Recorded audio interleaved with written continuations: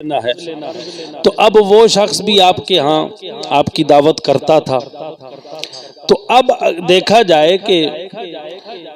اگر وہ پہلے 1 مہینے کے بعد آپ کی دعوت کرتا تھا تو اب وہ 20 دن کے بعد آپ کی دعوت کرتا ہے،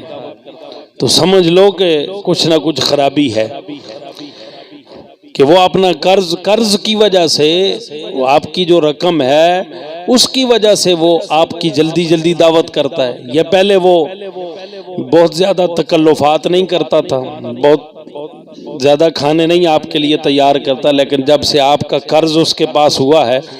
وہ آپ کا مقروض ہوا ہے، تو اب بہت زیادہ خاطر تواضع اس نے بڑھا دی ہے، تو پھر بھی آپ اس کی دعوت کو قبول نہ کریں،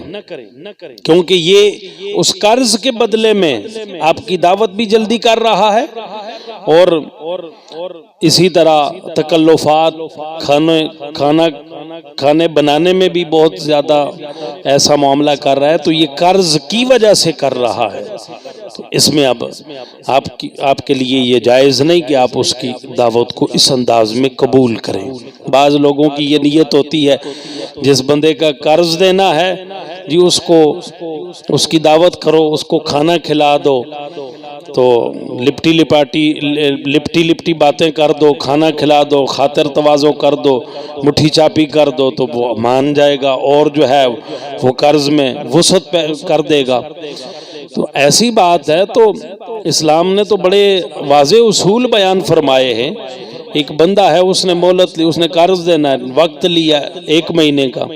اگر اس سے 1 مہینے میں رقم پوری نہیں ہو رہی تو وہ اس مسلمان بھائی سے مطالبہ کر سکتا ہے، اپنی مدت کو بڑھا سکتا ہے اچھے طریقے سے، بجائے اس کے کہ وہ دھوکے کرتا رہے، بجائے اس کے کہ وہ جھوٹ فراڈ کرتا رہے، اپنے ایمان کو بھی برباد کرے، اس کے ایمان کو بھی برباد کرے۔ مہلت لے لے، میری مہلت بڑھا دو، 10 دن 20 دن 1 مہینہ مجھے مہلت اور دے دو، بجائے اس کے وہ جو کھانے پہ خرچے کرے گا، اسے دعوتیں کرے گا، یہی پیسے اکٹھے کر کے وہ مہلت لے کر کے تھوڑا تھوڑا دے کر کے اس کا قرض ختم کر دے۔ حضور علیہ السلام تو اس شخص کی نماز جنازہ ہی نہیں پڑھاتے تھے کہ جس کے ذمہ قرض ہوتا۔ اگر کوئی حضور علیہ السلام پوچھتے تھے کہ اس کے اوپر قرض تو نہیں ہے کسی کا، اگر لوگ کہتے قرض ہے، حضور علیہ السلام فرماتے کوئی اس کا ضامن بنتا ہے، کوئی ضمانت اٹھاتا ہے اس کی کہ میں اس کا قرض ادا کروں گا؟ اگر کوئی ضامن بن جاتا حضور علیہ السلام نماز جنازہ پڑھا لیتے، اگر ضامن نہ بنتا حضور علیہ السلام صحابہ کو فرماتے تم نماز جنازہ پڑھ لو، تم نماز جنازہ پڑھ لو، حضور علیہ السلام نہیں پڑھاتے تھے۔ یہ حقوق العباد اتنے زیادہ سخت ہیں، تو ایسا معاملہ قرض کے معاملہ میں آج تو لوگوں کے ایمان ہی برباد ہو گئے، لوگ دھوکے پہ دھوکے، فراڈ پہ فراڈ، بے ایمانی پہ بے ایمانی کرتے جا رہے ہیں۔ کوئی اگر بھول کے کسی کو قرض دے ہی دیتا ہے تو پھر تو اس سے لینا بہت مشکل ہو جاتا ہے، تو بہت بے ایمانی ہو گئی ہے لوگوں کے اندر، اللہ معافی عطا فرمائے۔ اب حضرت امام اعظم ابو حنیفہ رحمۃ اللہ تعالی علیہ، آپ کا جس شخص کے پاس قرض ہوتا، آپ اس کے گھر کے جب دروازے پہ جاتے دستک دیتے تو پھر آپ اس کے گھر کے باہر اگر درخت لگا ہوا ہوتا، ایک شخص اسی طرح تھا نا، اس نے آپ کا قرض دینا تھا، آپ دروازے پہ دستک دے کے، گرمی کا موسم تھا، آپ درخت کے سائے میں نہیں کھڑے ہوئے یا گھر کے سائے میں نہیں کھڑے ہوئے، دھوپ پہ کھڑے ہو گئے۔ کسی نے پوچھا ہے اے نعمان بن ثابت، آپ درخت کے سائے کے نیچے کھڑے ہو جائیں یا گھر کا سایہ ہے اس کے نیچے کھڑے ہو جائیں؟ آپ نے فرمایا نہیں، میں ادھر اس لیے نہیں کھڑا ہوتا کہ یہ سایہ میرے لیے کہیں سود نہ بن جائے، اللہ، یہ سایہ میرے لیے کہیں سود نہ بن جائے۔ حضور علیہ السلام کا فرمان ہے نا، کل قرض جر منفعت فہو ربا، جو قرض نفع لے کے آئے وہ سود ہوتا ہے، جو قرض نفع لے کے آئے وہ سود ہوتا ہے۔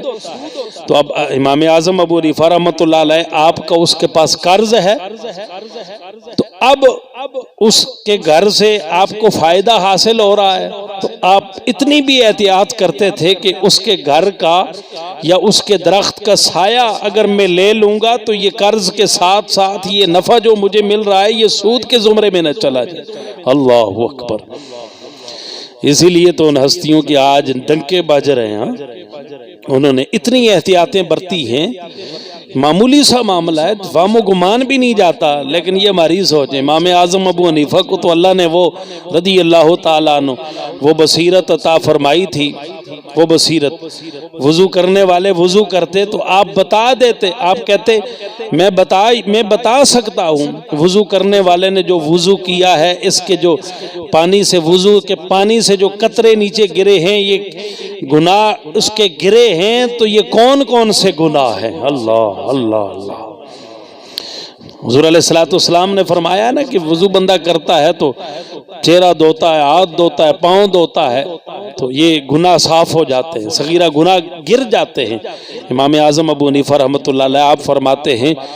کہ وہ پانی جو مستعمل پانی ہے وہ نیچے گرتا ہے تو میں دیکھ کے یہ بتا سکتا ہوں کہ یہ کون سے گناہ کا پانی ہے، یہ کون کون سے گناہ اس بندے سے سرزاد ہوئے ہیں۔ اللہ اکبر۔ ایسی بصیرت اللہ نے ان کو عطا فرمائی تھی، ایسی نگاہ عطا فرمائی تھی۔ تو آج ان ہستیوں کا نام بول رہا ہے، ان ہستیوں کے مقلدین، ان کے تابعدار، ان کے فرمانبردار، ان کے ماننے والے چار دانگے عالم میں آج دیکھیے اللہ کے ایسے کامل ولی تھے، اللہ ان کے درجات کو بلندیاں عطا فرمائے، ان کے صدقے میں اللہ ہم سب پر بھی اپنا فضل و کرم فرمائے۔